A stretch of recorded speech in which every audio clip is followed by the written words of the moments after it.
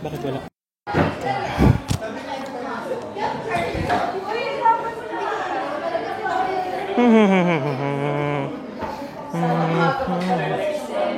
Uuwi ka na.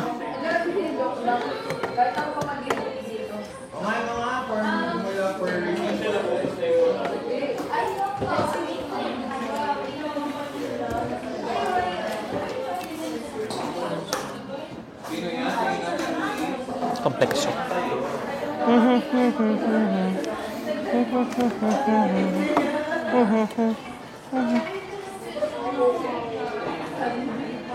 Okay, let's start. Okay. So our next topic is our sayang nga lecture ko. Complexometric titrations.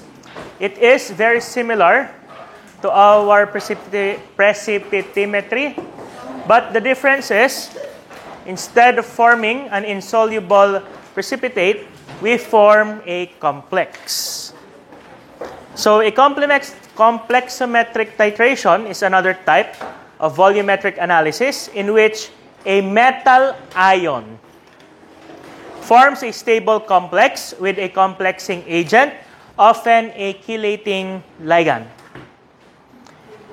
So basically, nagre-react ang ating metal with a ligand. Yung ating complexing agent or ating chelating ligand is most of the time EDTA.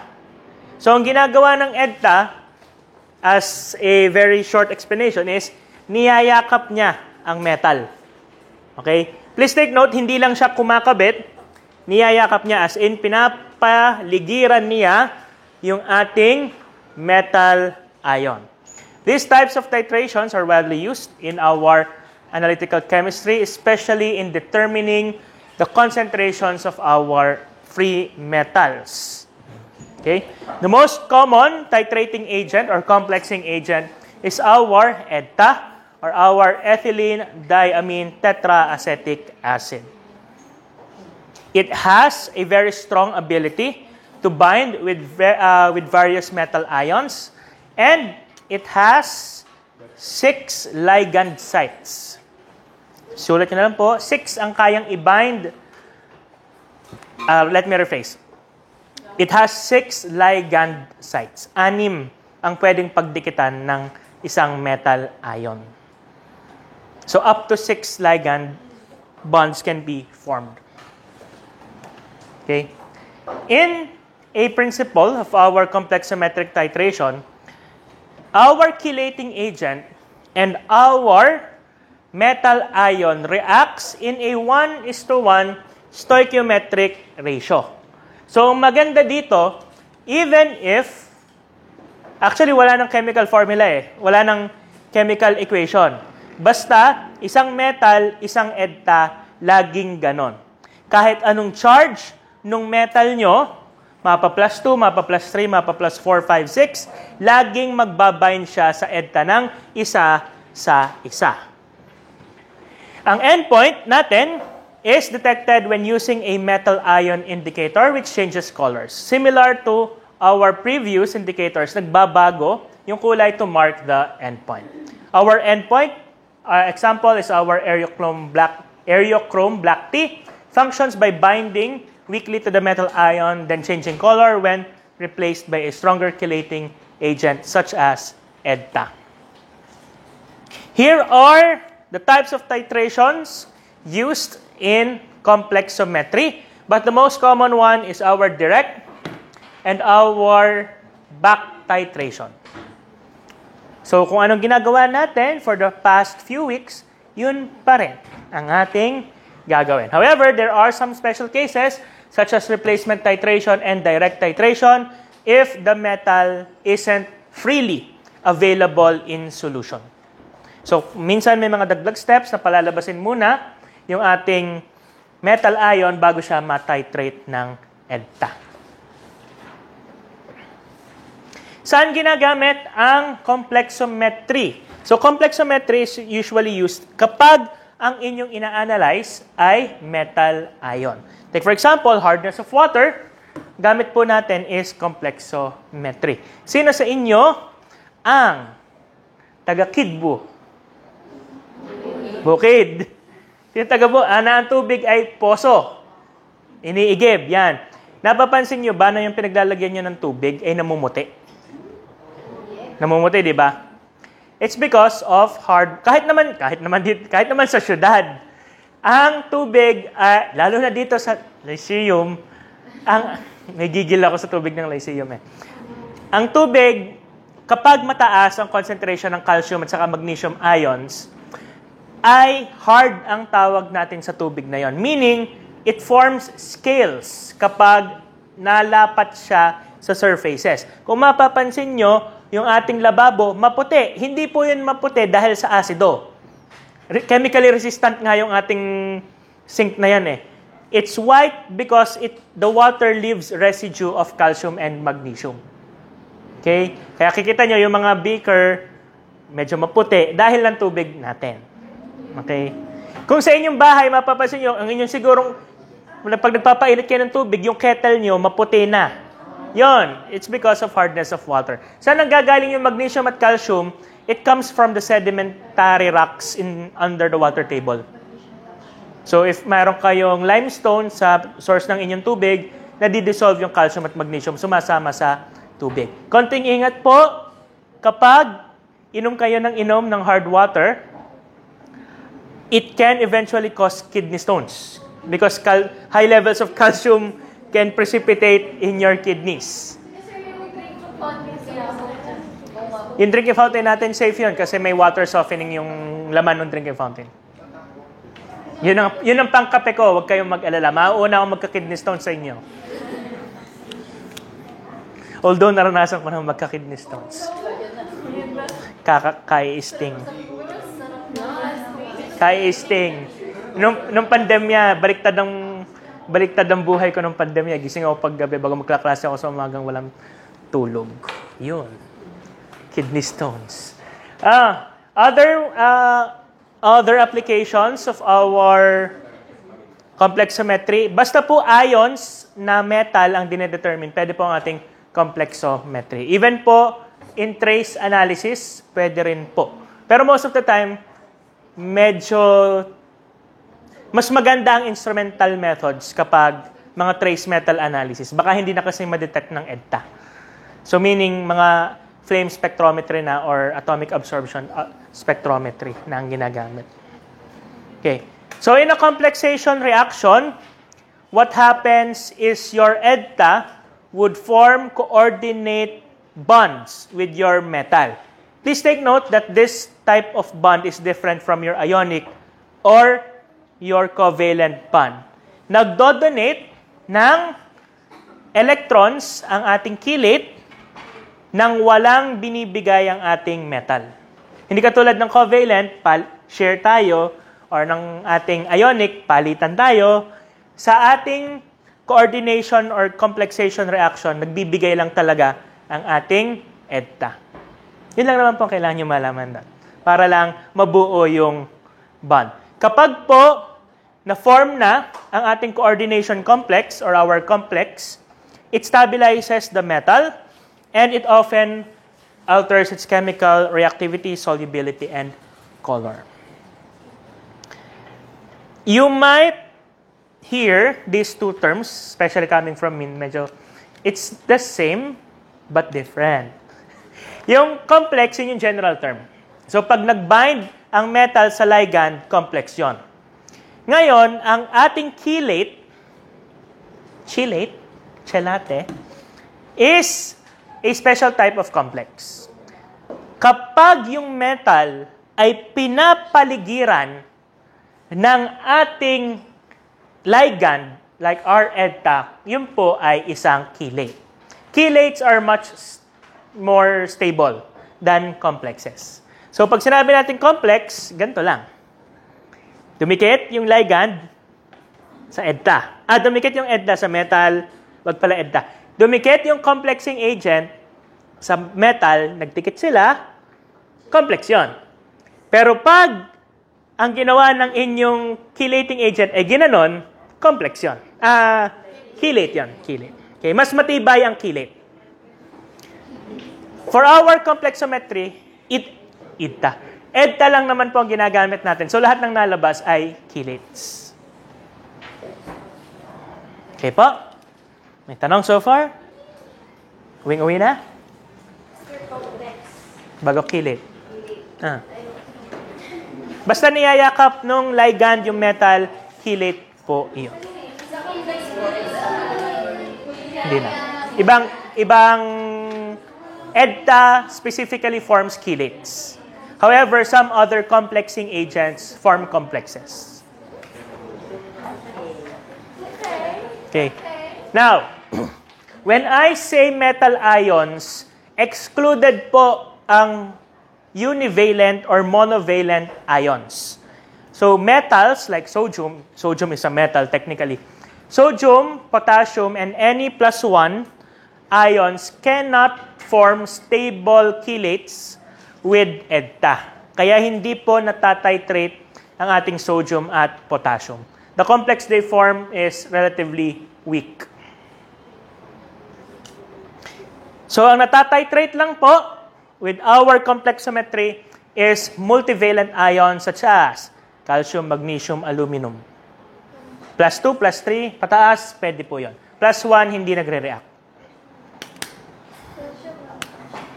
Pwede rin ang iron or mercury.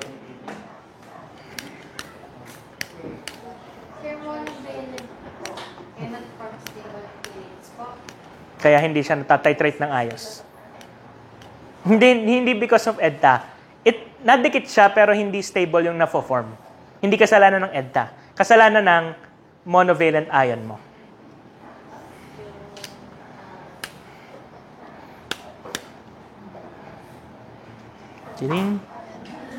Okay. So, going to our EDTA titrations. So, EDTA titrations resemble our acid-base titration, in which our endpoint is very similar to our equivalence point. Nadidetect ang ating endpoint via methods such as indicators. So, indicators are used in our complexometric titrations. A good indicator for complexometry should exhibit a sharp color, biglang magpapalit ng kulay. Ito ang isang challenge po sa complexometry, maraming indicator. Dahil yung indicator ay specific sa metal ion na nadidikitan. So, hindi katulad ng acid-base na pH ang didetermine. Dito, specific ang inyong indicator sa metal ninyong tinatitrate. At ang isang importante ring activity ng ating indicator is it should bind to the metal. Makinig? It should bind to the metal, pero hindi sobrang lakas ng kanyang binding na hindi siya matatagtag ng EDTA. It should be strong enough to bind to the metal, but not strong enough to be not displaced by EDTA. Dapat kaya siyang paalisin ng EDTA. Kaya siyang palitan ng EDTA. Dapat kaya siyang kumapit sa metal, dapat kaya siyang mapalitan ni EDTA. Otherwise, hindi kukulay yung solution.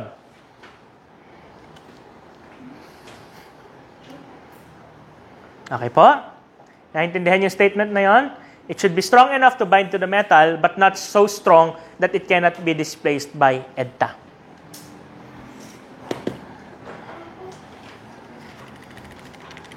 Okay? So here is how our titration process works. Take for example, meron kang calcium.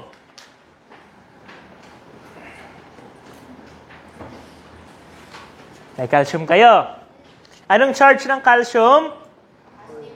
+2. May bearing ba yun dito? Wala. Wala. Regardless of charge, basta greater than 1, it would bind to EDTA. 1:1. Okay? Ngayon, ang una niyong gagawin ay magpapatak ng indicator.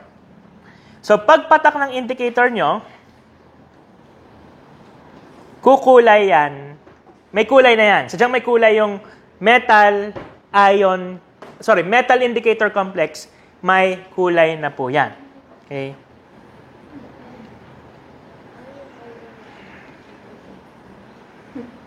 Now, kapag po nagpatak kayo ng EDTA, aagawin niya ang calcium.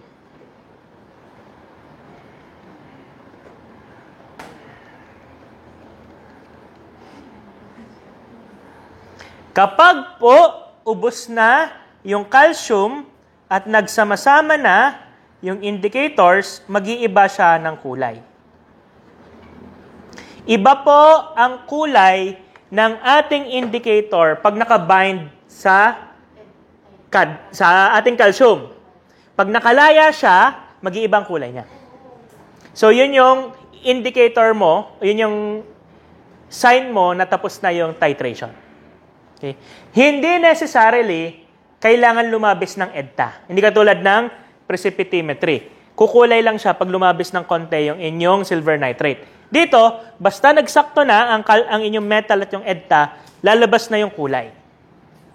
Pero in practice, same lang din naman yun. Very minute lang yung differences. Okay? So that is how our EDTA titration works. This is, what type of titration? Direct.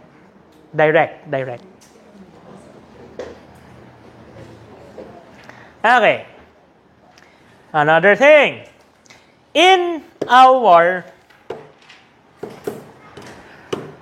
complexometric titrations, EDTA is very friendly. Meaning, it can bind with a lot of our free metals. Now, most of the time, class, our metals aren't solo. Hindi siya mag-isa sa ating sample. So, most of the time, your samples that you will run are composed of various free metals. Katulad ng tubig.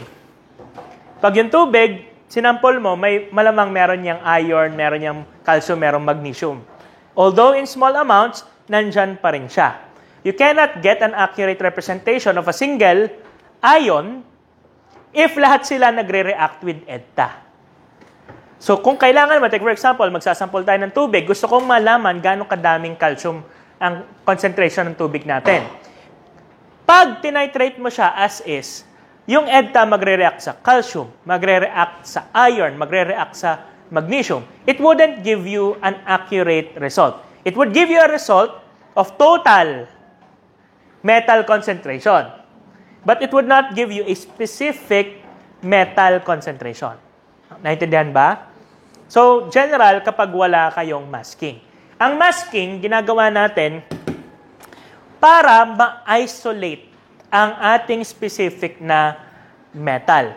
Ang ginagawa ng ating masking agents ay kumakapit siya sa metal na gusto mong itago. Kaya nga, mask eh. So, ang mangyayari, pag naglagay ka ng masking agent, like for example, ang gusto mo lang ay calcium, maglalagay ka ng masking agent for iron, didikit siya sa iron. Bago yung iron na yon, since complex na, hindi na siya magre-react with EDTA. Maglalagay ko ulit ng masking agent for magnesium, kakapitan yung magnesium, hindi na rin siya magre-react with EDTA. So, pwede ka na mag-proceed sa inyong titration, ang matatitrate nyo na lang ay calcium. So, those are our masking agents. So, pag tinanong kayo, what's the purpose of masking agents? To isolate a specific or desired metal ion. Ngayon, dagdag problema nyo, madaming masking agents. At specific po yung masking agent na yan sa ating metals. Ganun po talaga. Yung may table, yun ang sasauluhin nyo.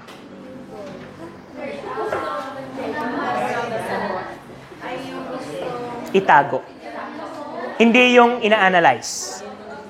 So, tinatabi niya yung mga panggulo.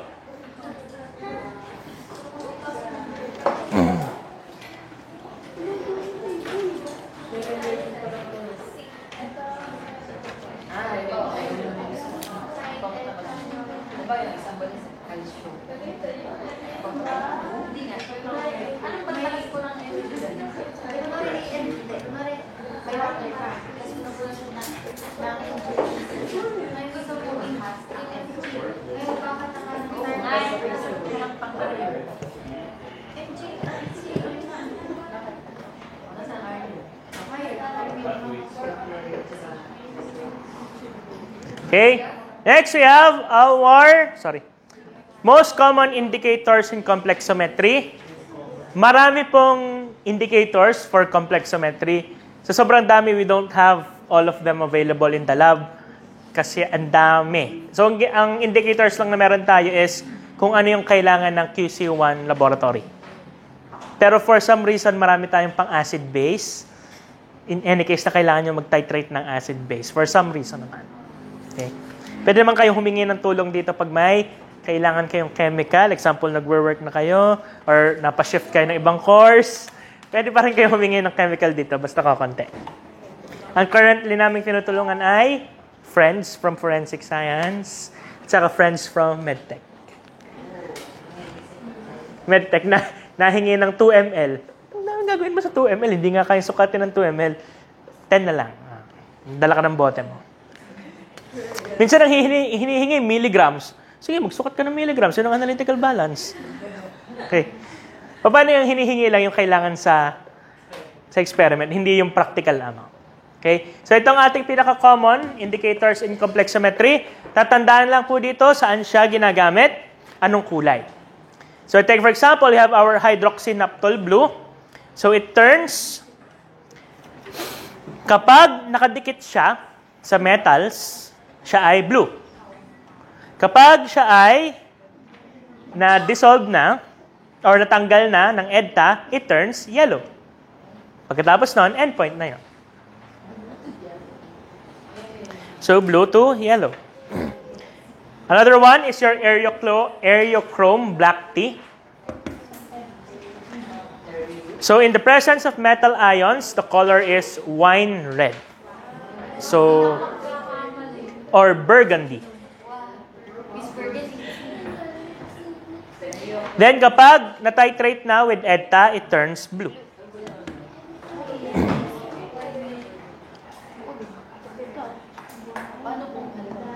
And finally, you have our dithiazone. It depends on the color of the metal ion, but in the free form, it is red. Okay? So, ginagamit natin for our complexometry is residual and direct. Siguro naman, direct naintindihan nyo na. Siguro, pangatlong type na ito ng titration. Pero pag direct, rekta lang. Ang iyong analyte, lalagyan mo ng titrant, tapos. Kapag residual, yan na naman tayo, ang ating primary titrant ay EDTA. Our primary titrant is EDTA. Yun yung labis ang ilalagay ninyo. Usually, isang burette. Ang pang-back titrate natin is a standard solution of our zinc sulfate. So, zinc sulfate has a charge of positive 2, negative 2, kaya zinc sulfate. Regardless naman po, 1:1 pa rin yan. Zinc sulfate will react with our EDTA in a 1:1 manner. So, ang mangyayari ay, like for example, calcium ang kailangan mo, lalagay ka ng EDTA, na labis, iubos na yan. Yung labis na EDTA, itatrate nyo ngayon with zinc sulfate.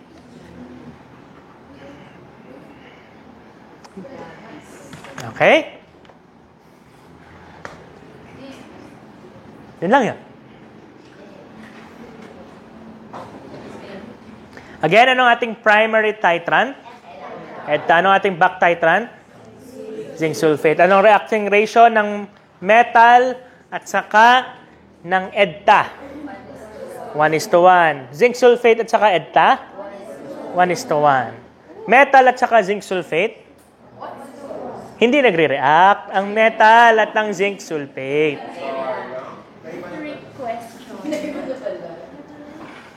Okay? So, yan yung steps in residual titration. Okay. Notes. Kung normality ang gagamitin nyo, ang H ng EDTA ay kung anong charge ng metal. Kung normality ang gagamitin nyo, kung anong charge ng metal, yun yung H ng EDTA. So, take for example, di ba ang turo ko naman sa inyo kung anong charge yun yung H factor. So, take for example, calcium, ang charge ay 2. Ang H factor ng EDTA ay 2. So, pag maano yun, so, ganun naman, 1.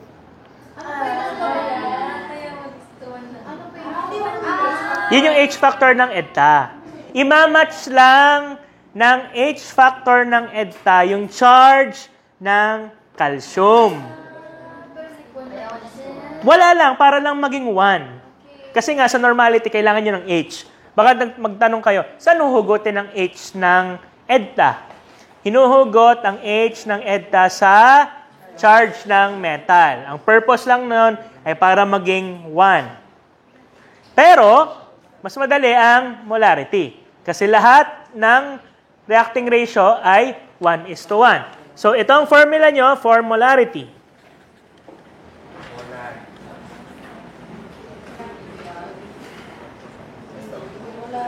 Yan na yun.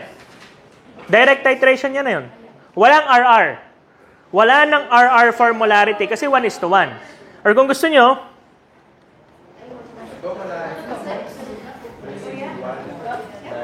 pag back titration,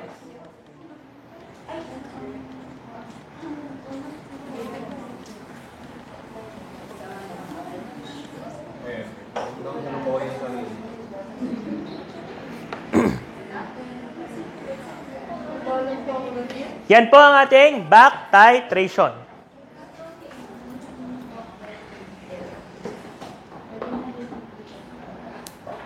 Yung 1/1, ano na yon? Kahit i-ignore nyo na po yon. So, pwedeng M times L minus M times L, okay na po yon.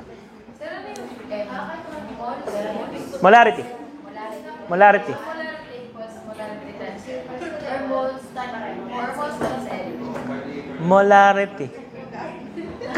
Kasi kung gusto kong isulat ay moles, dapat sinulat kong moles. Kaya nga capital M, di ka?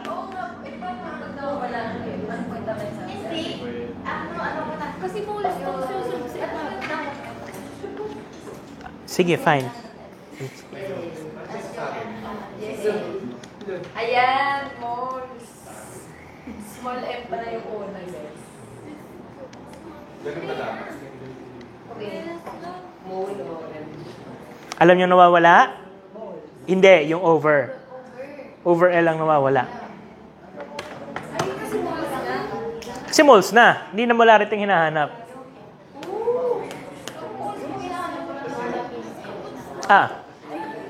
Saka lang naman po lumalabas yung molarity pag yung sample nyo may volume. So, like for example, 400 ml solution, ang makukuha ninyo, molarity. Bago i-multiply nyo sa volume, magiging moles.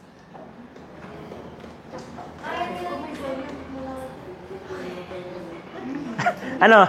May tanong. Parang yan hindi po nagbago yung formula, ha? Walang bago di yan. Lahat po ay 1:1. Kahit yung nasa loob, kahit yung nasa labas, 1:1 yon. Pwedeng hindi nyo na ilagay. Kapag naman po normality, edi kung anong itsura ng molarity, yun din naman. Sir, paano po ang nakalagay dyan sa word problem? EDTA binds ba? Para po malaman namin na one story. Hindi. Parang alam mo na dapat na 1:1 ang binding ng metal at saka EDTA. Ano nakalagay po sa problem ng EDTA? Pag po nakakita ako sa problem ng EDTA, 1:1. 1:1 nga lahat. Pag may EDTA ako nakita, para mapag-declare mo examples. Pag nakita mo may EDTA, complexometry yun. Hindi po lalabas ang EDTA sa Volumetry. Hindi complexometry. Sino ang first place sa Quiz B? Kami po. Ba't ka kami? Kay JPA. Ay, Iba yung iyong, iba yung iyo. Ang katumbas ng iyo, third place. Sino yung first place? group po namin. Group nila yun. Hindi, group as a group. Kahit di ka lumaban sa Quiz B, basta kasama ka ng... Basta ka-group mo yung nanalo, kasama ka. Meaning, pag wala kang inambag at member ka ng group, binuhat ka, may bonus ka pa rin. Yan ay obligasyon ng senior nyo na buhatin kayo. Ha? Meron ng third, meron ng second.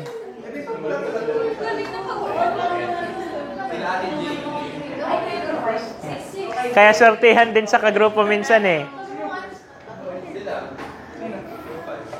Yun, si Jamie, magaling yun. Nanalo ba sina Sean? Spelling bee po. Sa spelling bee. Pero hindi sa quiz bee. Magaling yung... Si Kuya siya sa quiz. Ano? Bawal si Kuya. Bawal. Wala, sinama namin yun sa quiz bee last year. Ang tanong ay essay, ay word per word ng kay Doc X ang sinagot.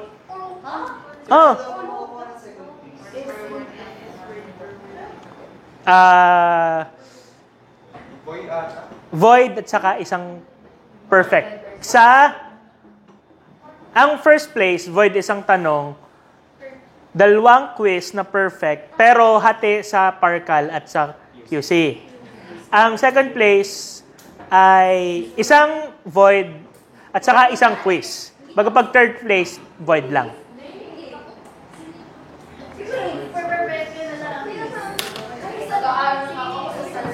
Okay. This is a example problem. Solve it. It is already solved in your manual. Mag-solve pa rin kayo ng inyo. Okay. Try nyo.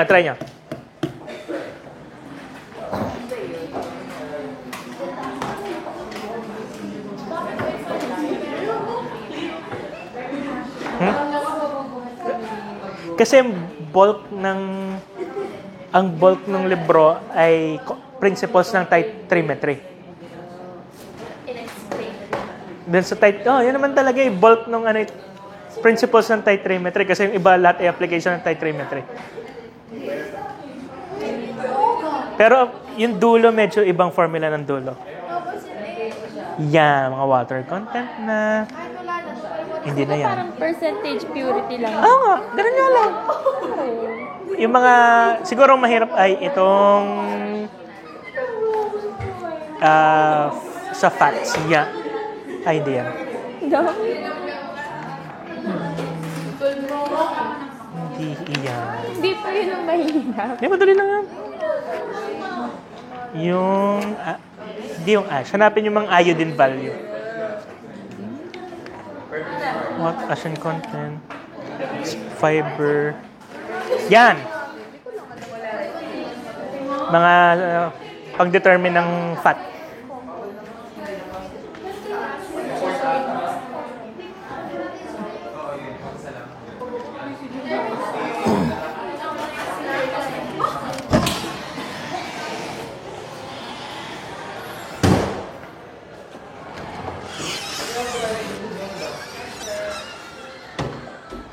Nalala ko naman yung lawas. Ano to? Mantika? Mantika? QC1. Nagsasolve sila.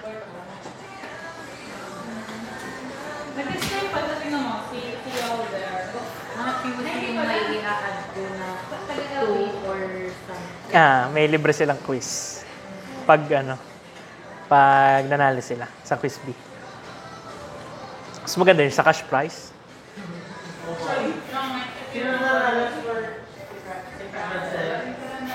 $2,000 yung kay Francel, no? May 500 pang gift card. Kay Doc Bakong. Pumunta ako kaninang CCJA Days. Nakakalungkot. Sabi nga po sir ni Doc, kasi kapag ko po siya kahapon nang napapunta pa lang po siya sa stage, sabi niya mas masaya daw po dun sa atin kasi lahat daw po nagpa-participate doon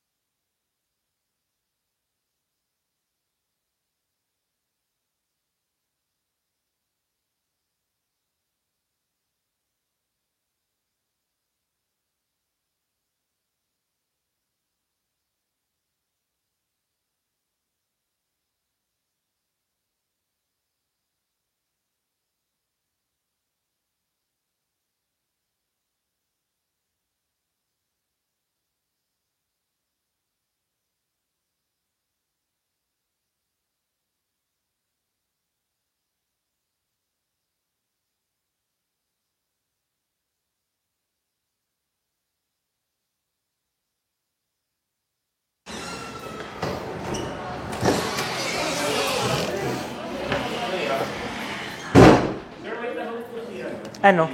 Doon po sa pag 100 po na quiz, kung pwede daw po na example po, nakapag-take na ng series of quizzes, tapos saka po pipili po alin doon yung iwa 100. Gagawin, Pipili po agad muna.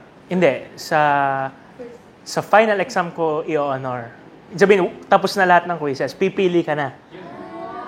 So, ikaw nang bahala kung aling quiz ang itataas mo. Ang suggestion ko yung pinakamababa.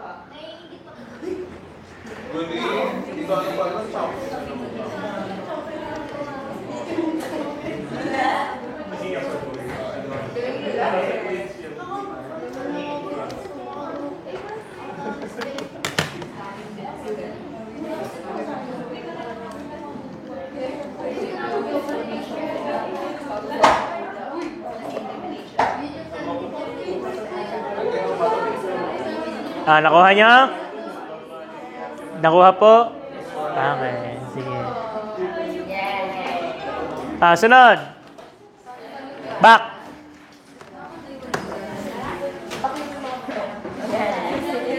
In this problem, added instruction, kindly determine the concentration. Purity.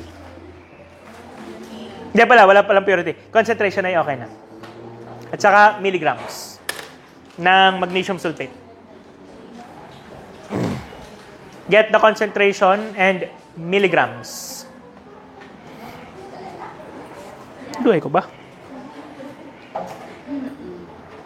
Nag-enjoy ba kayo sa inyong Pharma Days? May 3 pa kayong ganyan. Sana 3 lang.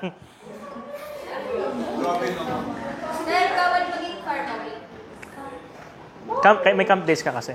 Saka anong gagawin mo?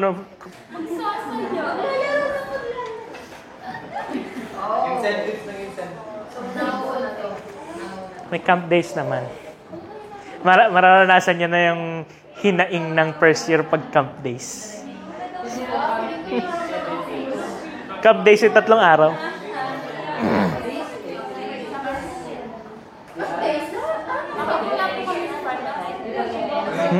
Ano yun?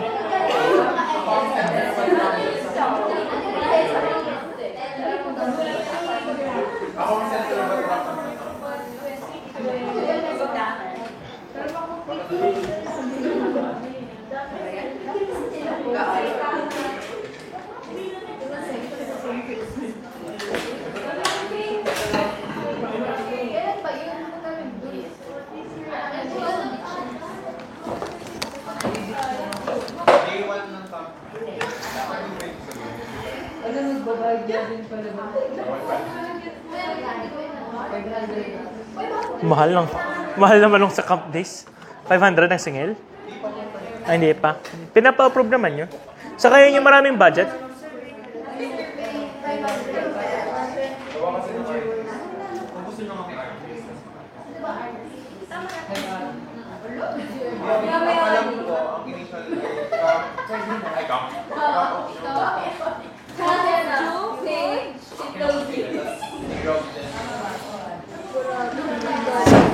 Saan kayo huhugot ng budget doon? Ay, yung last year nga, munti ka nang tumaob yung Feb-Ibig concert. Wala pa kayo last year. Last year ay si Rob Daniel nag-perform sa Lima. Sponsored. Hindi man sponsored, parang camp ang nag-organize. Mga 1 week before, negative yung kanilang sheets. Meaning, pag tumuloy yung event, nang ganun lang yung tickets, lugi sila. Ay parang, siya, di ba? Parang for charity. So, nagbrasuhan pa ng mga iba't ibang college para umattend. Para lang hindi mag-negative. Mahirap mag-organize ng mga big na ganyan. Mahal naman talaga. Talent fee. Merong isip ng artist na mababati. Si Queen Jasmine man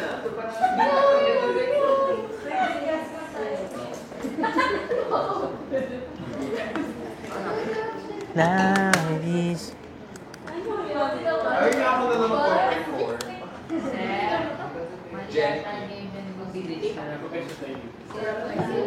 8 ba? Jenny Kim ako. Galing mo ah.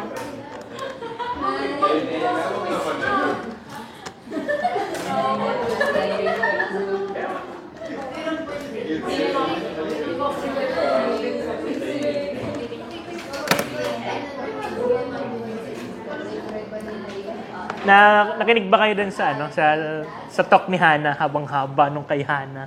Yung pangalawa, yung madaldal. Madaming joke. May kabito ko. Yung may ka-video call. Ka-video call niya yung parang head nung batch nila, yung pinakamataas. Si Hana ay ano ba? Sa tingin niya ay mukhang good student si Hana. Regular yun. Regular yun, pero hindi siya yung top. Papasok yun sa akin ng PA sa mga isa't kalahating oras ng late. Masisigawan na, ba't ka na naman late? Hindi po ako nagising. Ako napasok ako pero. May ganito kasi siya. May ganyan din naman ako, hindi na lang pa-function. Nakuha? Ay, or yung weight pa, no? Sana may invite mo ng guest speaker. Hindi, ano ka na lang? Milligrams na lang, no? Or grams?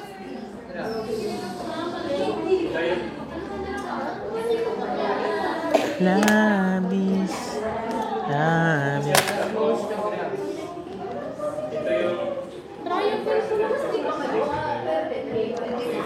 Anong molecular weight? 120.37. Yung calcium.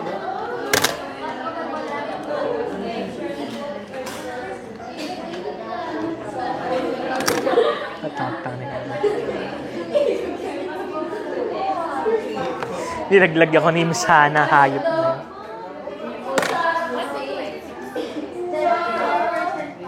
Ay! No. Ano mo suggestion ba? Magkapati mo na tayo. Paano kung makikita?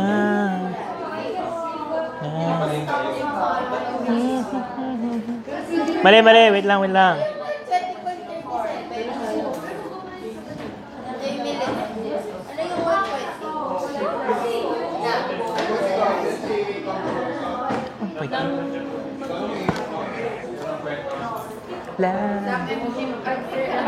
MJ ka. Ay, sige.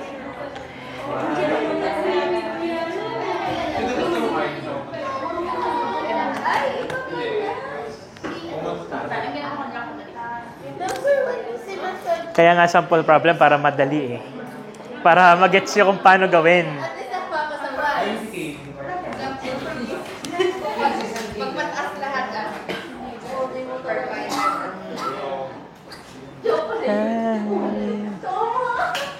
Kaya naman. Ganyan doon tayo kanina. For mga ilang years na ba? Mga 4 na taon na tayong walang cum laude. Sana kung gusto kang farm.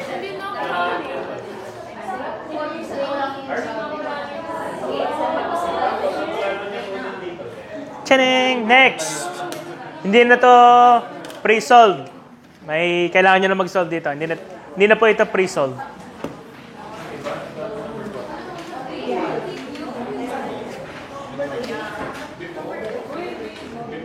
May nilikdangan po akong 2 tanong. Yun yung...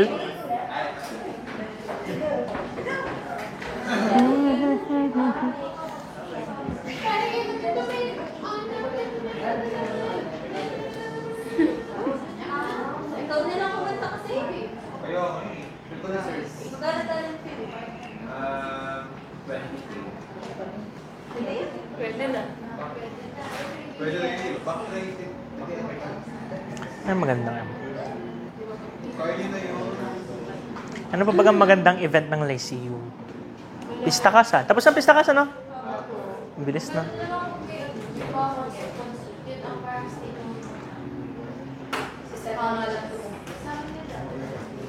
Yun na lang siguro may pagmamalaki ko. At least kami may fireworks sa UST.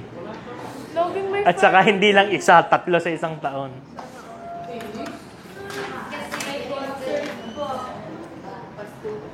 fail, sir. Ano?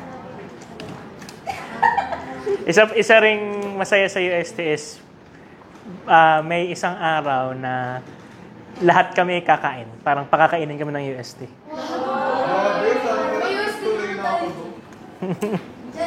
Diyan sa gilid-gilid.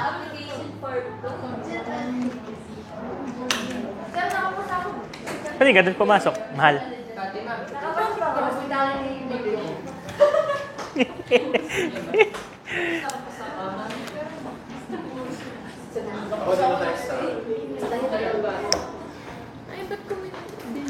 Dapat kasi nag-engineering na lang tayo. Ayoko, sir, no? Kung maganda-ganda lang ang sulat ko, kaya nag-engineering eh. Sir? Oh! Kasi yun kasi ng mga competition nangyari. Eh, taga Batangas naman ako, kaya nandyan lang ang VSU, galing ng engineering. Alay, sir, naman engineering din Natakot ako doon sa pagdodrawing, yung plate. Sabi, baka ako hindi makapasa ng basics of engineering. Ala, wag na, doon tayo sa iba. Or nakapag-computer science na lang. Masaya sa compang. Maganda ang comsci, pag magaling ka. Ang talong mo dali sa resort. Lagi ka na lang rin.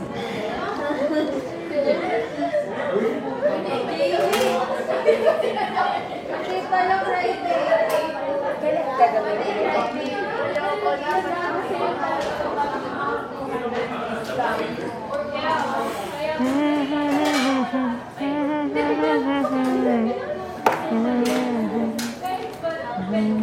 Isip ka ba? Okay, hindi mo nagamit yung ano, yung sample. Yes or yes?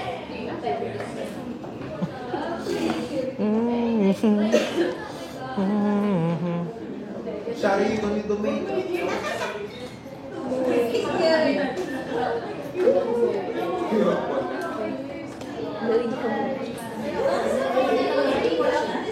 Uy, baka nagsisintok eh. No, nakakilong kasi tayo.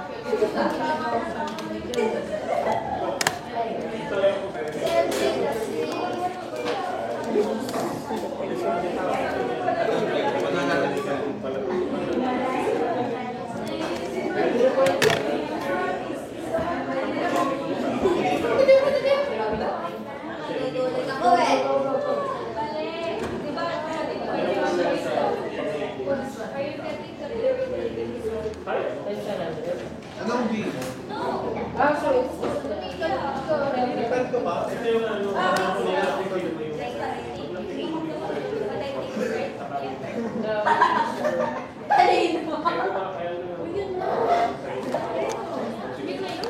Yes.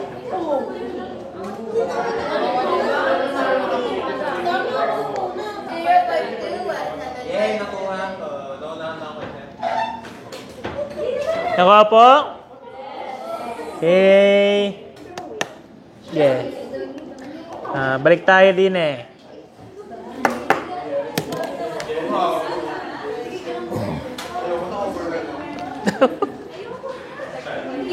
That's the first question. First. Yan.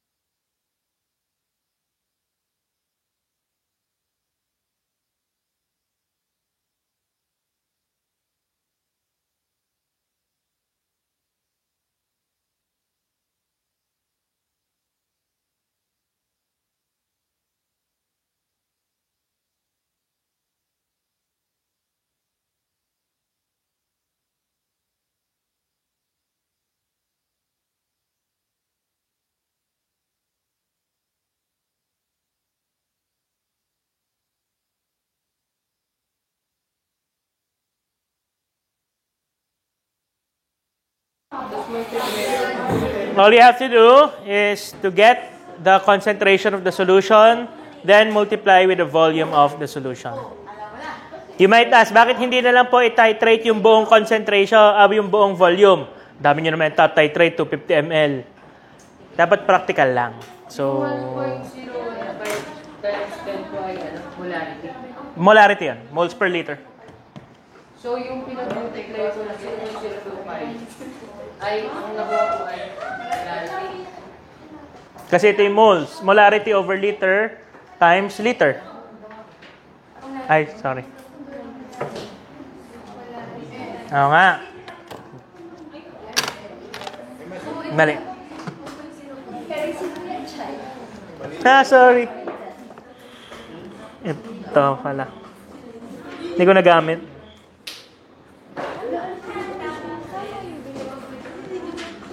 Tama na yun. Ay, ganun ba sa luto? May mali.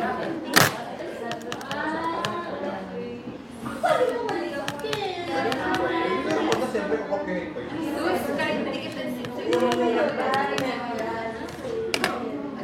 Nasagot ka ito kanina yung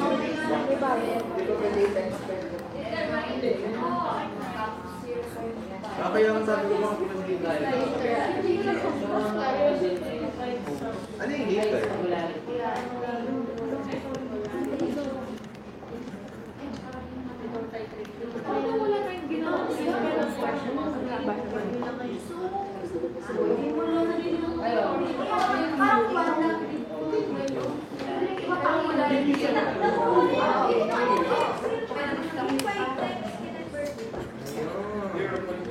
Yan. Tama na, tama na.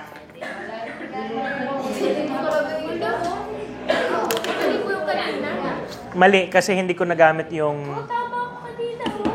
Hindi ko nagamit yung aliquot na 50 ml.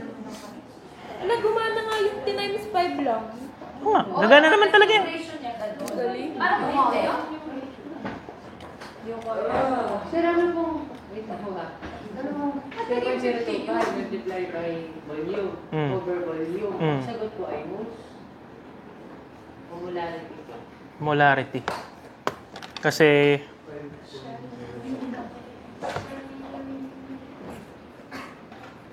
Ano ba yung 1.01?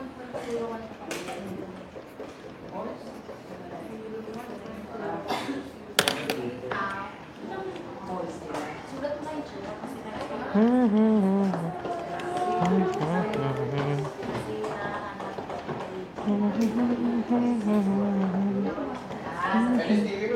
kasi agad ko ba? Fish paste. Ay, tapos. Molarity nga. Over yan. Nahanap ko ay. Hindi ko nga makita yung nakita.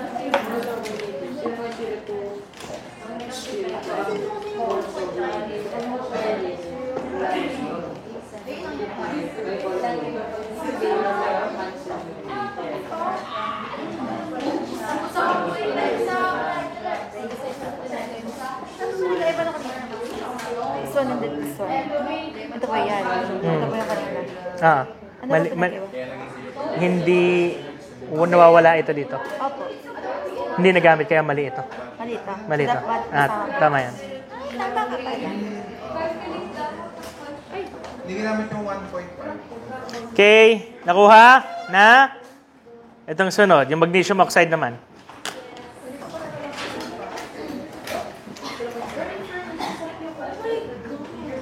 Grabe na yung topic mo, napakadami. Alikot na no. Okay, let me try.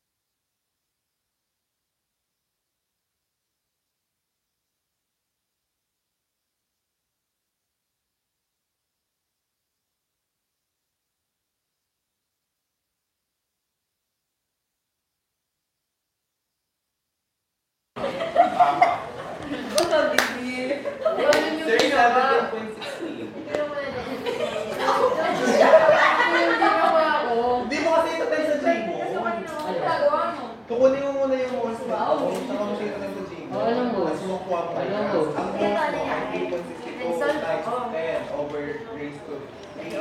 Di ba, nakita ko. Oo nga. Ang sagot mo doon, 0.01448. Times mo sa 0.02 kasi nga alis mo. Yung baka yung insult, tama na. Tapos, ganda mo, ang sinasabi natin. Iginom kami dyan. Alin no? Wala. Papasok ka na. Sa dorm mo na. Diyan, ang katawan mo kanina din. Tanggalin mo. Kasi din na. Wala na. Gagawa kong page, ako ang lumabas. Yun nga, sa kanto. Yung kanto mo yung mismo bahay.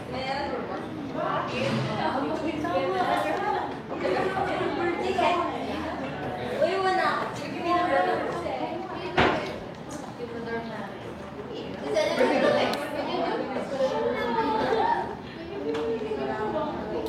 Kaya kailangan ko naman.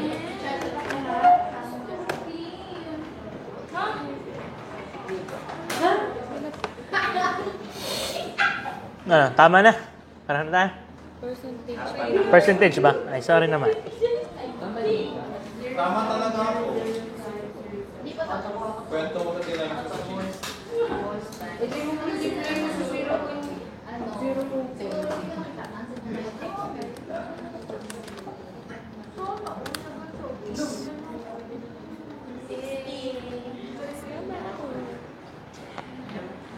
Ganun pa rin. Tama kasi. Tama ako. Sana open mo pa.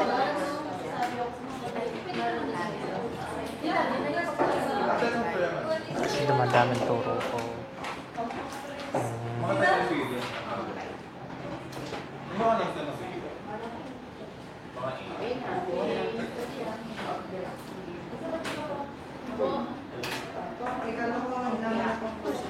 Sir, ang sagot ko po nakuha pag multiply ko sa huli yung so 250 dito po. 17.16. Uy, tama. Ano? Pwede po yan. Sa huli po yung multiply yung volume. 0.25. Ba't sa akin, sa hindi ko sa huli? Pero sagot ko lang, sabi ko. Tingnan ako ng manual mo. Hindi, yung kanya. Manual! Manual talaga. Hindi siya nag-solve sir. Paano ko i-judge yung computation? Sa calculus sir. Kita lang ako yung score. Oh. Yan po. Oh. Oh, divided by 0.5. Oh. Bakit 0.6 ang lumabas? Hindi ko po minultiply muna siya. 0.2 pa rin. Saan? Hindi ko po muna minultiply dito. So, ang nakuha ko po ay... Lumabas ang 0.014. Apo. Okay. Ang ginawa mo? Ano na po ako, multiply by 40.3. Agad. O grams ang lalabas. So, magiging grams per liter yon. Times, bakit nag-divide by 0.85? Itong ginawa mo. Ang galing mo. Itong ginawa mo.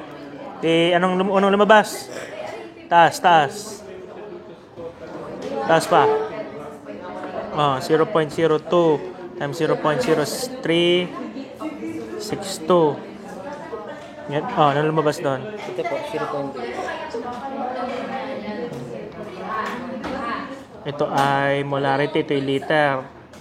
Dito ay moles. Bago. Divide po volume. Okay, 0.05. Ang lumabas ay Ay ano po, molarity. 0.1448 molarity. Multiply po sa volume. Molar mass. Multiply? Multiply talaga? Ito yon. Tama. 40.30. 30 gram per mole.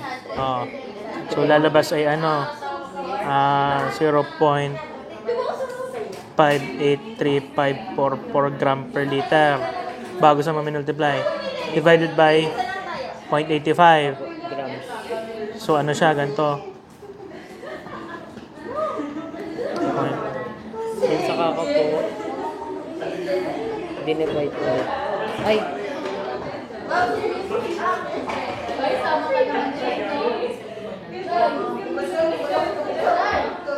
Tamang mangyayari din eh.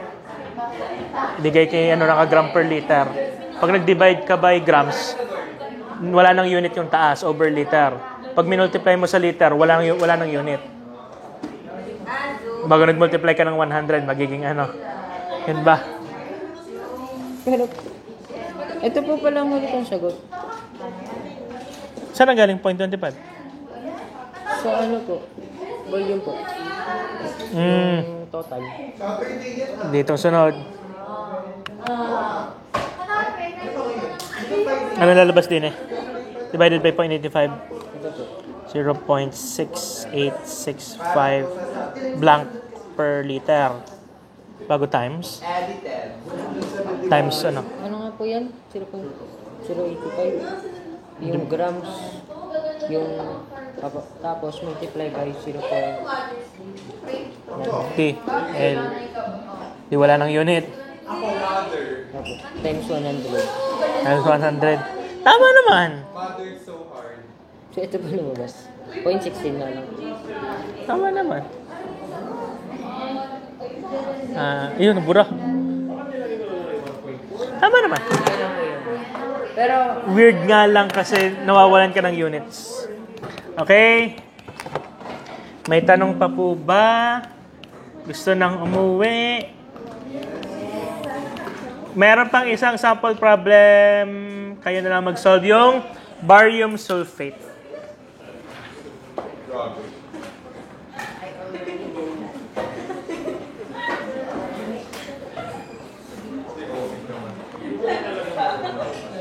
Okay, kindly answer on your own. Pabaon na yun. Next meeting, quiz on complexometry. Kindly read the tables on your manuals. Baka doon kayo madali. Madali ang computation ng komplekso, pero maraming sauluhin. Okay? Yun lang.